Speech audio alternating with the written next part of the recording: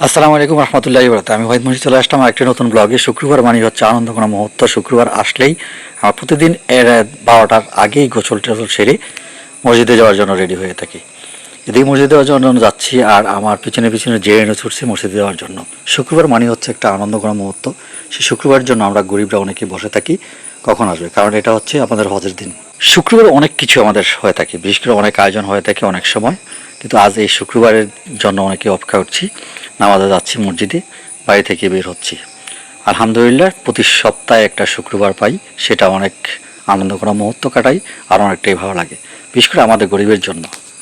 প্রবাসী মাটিতে যারা যারা আছে তারা অবশ্যই শুক্রবার আসলে একটা ভালো একটা সময় কাটায়। রুমের ভিতরে খাওয়া দাওয়া থেকে বিভিন্ন ধরনের আয়োজন করা থাকে, কিংবা পরিবার পরিজনের সাথে বিভিন্ন সময়, বিশেষ করে শুক্রবারে অনেক লং টাইম ধরে কথা বলে আমরা অনেকেই জানি, কিন্তু হয়তো প্রবাসে যাই নাই। যেহেতু আমি মসজিদে প্রবেশ করছি, আমরা দেখলাম সামনে আপনার বাড়ির পাশে একটা বিবাহ অনুষ্ঠানের অনেক চেঞ্জ এসে হয়েছে, জড়ো হয়েছে বিশেষ করে। আর মসজিদের সামনের দিকে আমি যাচ্ছি, মসজিদে অনেকে অজু করছে। মোটামুটি আমি শেষ মুহূর্তে আসছি, কারণ একটু কাজ ছিল, এই কারণে দেরি হয়েছে। এর আগেই চলে আসতাম, কিন্তু একটু লেট হয়ে গেছে আমার বিভিন্ন কাজে, যে কোনো কারণে হোক। মসজিদে প্রবেশ করে দেখলাম নামাজে দাঁড়িয়ে গেছে অলরেডি, অর্থাৎ আমি অনেক লেট করে চলে আসছি।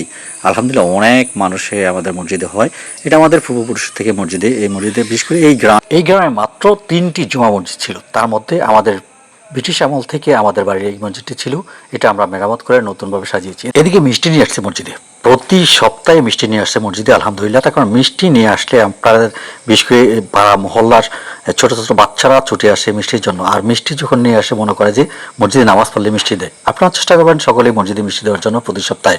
এদিকে আমার আদরের ছোটো ভাই কাউকে মিষ্টি না দিলেও সে যখন ব্যাগে দেখে মসজিদে মিষ্টি দেখেই, এখনও কিন্তু মিষ্টি দেওয়া হয় নাই, কিন্তু সে চুপি চুপি নিয়ে আসছে। এরকম প্রায় সময় সে করে, যখন আসে দেখে মিষ্টি মসজিদে নিয়ে আসে। এরকম দুষ্টামি আমরা অনেকটাই ভালো লাগে আমার কাছে, তাই ভিডিওটা ধারণ করলাম। আর আরিয়ান কিন্তু সবসময় এরকম করে, যখন ফুল টাইম মিষ্টি দেখে তখন কিন্তু কাউকে জিজ্ঞাসা করার প্রশ্ন ওঠে না। সে মনে করে যে ওদের জন্য মিষ্টি এনেছে, তাই সে নিজে ইচ্ছে করে সেখান থেকে চুপি চুপি একটা মিষ্টি নিয়ে আসছে। প্রায় সময় যখন মসজিদে আসে প্রতি সপ্তাহে, সে আগে সবচাইতে আগে সে মিষ্টিটা খায়। অসংখ্য ধন্যবাদ যারা মিষ্টি দিয়েছে এবং দোয়া চেয়েছেন।